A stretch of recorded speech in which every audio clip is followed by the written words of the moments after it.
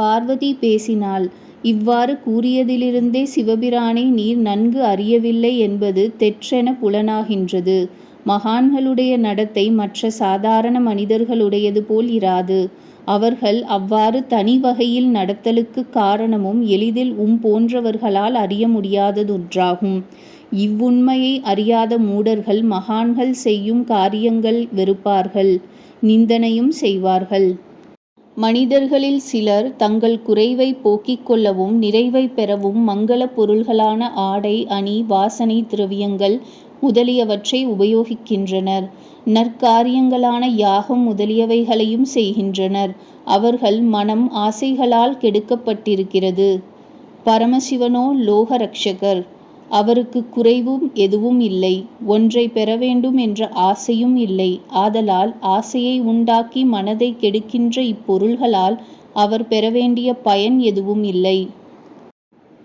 தான் செல்வமற்றவராயினும் வேண்டுபவர்க்கு வேண்டிய செல்வம் அளிப்பவர் அவர். சுடுகாட்டில் வசிப்பினும் மூவுலகுக்கும் அவர் தலைவர். பாம்பணி முதலியவற்றால் அச்சுறுத்தும் தோற்றம் உடையவரானாலும் சாந்த ஸ்வரூபமுடையவர் என்ற பொருளுள்ள சிவ என்ற பெயர் பெற்றுள்ளார். அவரிடம் மாறுபட்ட குணங்களும் உள்ளன.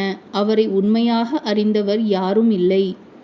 உலகமே சிவபிரமானுடைய உடல். அவருடைய வடிவம் இத்தகையதென நாம் அறிய முடியாது. அவர் விரும்பினால் ஆபரணங்களையும் அணிவார், பாம்பையும் தரிப்பார்.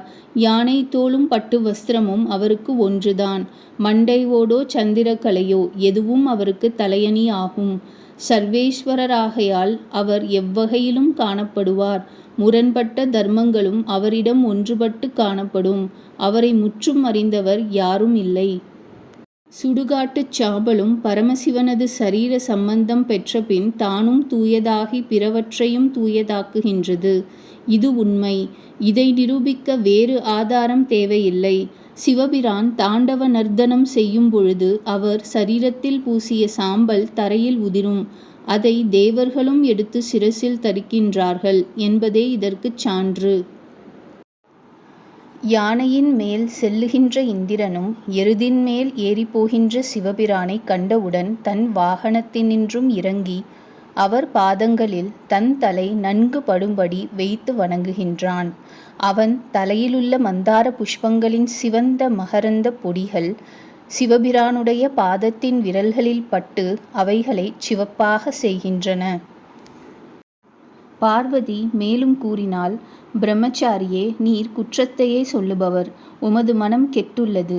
உம்மை அறியாதும் நல்வார்த்தை ஒன்று பரமசிவனை பற்றி கூறிவிட்டீர். அவர் பிறப்பு அறியப்படாதது. அவரது தாய் தந்தையரும் குலமும் நாம் அறியோம் என்றீர். வாஸ்தவம். உலகை படைத்த பிரம்மனை அவர் படைத்தார். எல்லாவற்றிற்கும் முதலில் இருக்கின்ற அவருக்கு பிறப்பேது? அவர் ஆதி அந்தமில்லாதவர் என்பதுதான் நீ கூறியதற்கு பொருள். நீர் நல்ல வார்த்தையே சொன்னீர். உம்மோடு செய்த விவாதம் போதும். நீர் சொல்லுகின்றபடியே பரமசிவனார் சகல துர்க்குணங்களுடையவராகவே இருக்கட்டும். என் மனம் அவரையே விரும்புகின்றது.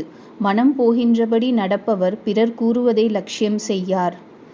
நானும் நீர் கூறுவதை மதிக்கவில்லை. தோழி, இப்பிரம்மச்சாரி மேலும் ஏதோ பேச விரும்புகின்றார். சிவநிந்தனைதான் செய்வார். அவ்வாறு பேசும்படி விடாதே. பெரியோர்களை நிந்திப்பவர்களுக்குத்தான் பாவம் என்பதில்லை. அதை கேட்டு கொண்டிருப்பவர்களுக்கும் பாவம் உண்டு. நானே இவ்விடத்தை விட்டுச் செல்வேன் என்று கூறி பார்வதி வேகத்தினால் மேலாடையான மரவுரி நழுவ புறப்பட்டாள். எதிரிலிருந்த பிரம்மச்சாரி சிவபிரான் வடிவத்தில் தோன்றி அவளை பற்றினார். எதிர்பாராது சிவபிரானை சந்தித்ததாலும் வாய்விட்டு அவரை புகழ்ந்து பேசி தன் காதலை வெளியிட்டதாலும் அவளுக்கு வெட்கமும் அச்சமும் ஏற்பட்டன. அதனால் அவள் உடம்பு திடீரென வியர்த்து நடுங்கியது. வேறு இடம் செல்ல கருதி எடுத்த அடியையும் கீழே வைக்க மறந்தாள். அந்த ஒரு வினாடி வரை அவள் சென்றாளென்றோ நின்றாளென்றோ சொல்ல முடியாதபடி காணப்பட்டாள். உனது தவம் என்ற விலையை கொடுத்து நீ என்னை வாங்கிவிட்டாய். இன்று முதல் நான் உனது அடிமை என்று பரமசிவன் கூறினார் பார்வதியிடம். அதை கேட்ட பார்வதி தவம் செய்ததால் வந்த கஷ்டங்களை எல்லாம் மறந்தாள். புதிய உற்சாகமும் சந்தோஷமும் அடைந்தாள். 5வது சர்க்கம் முற்றிற்று.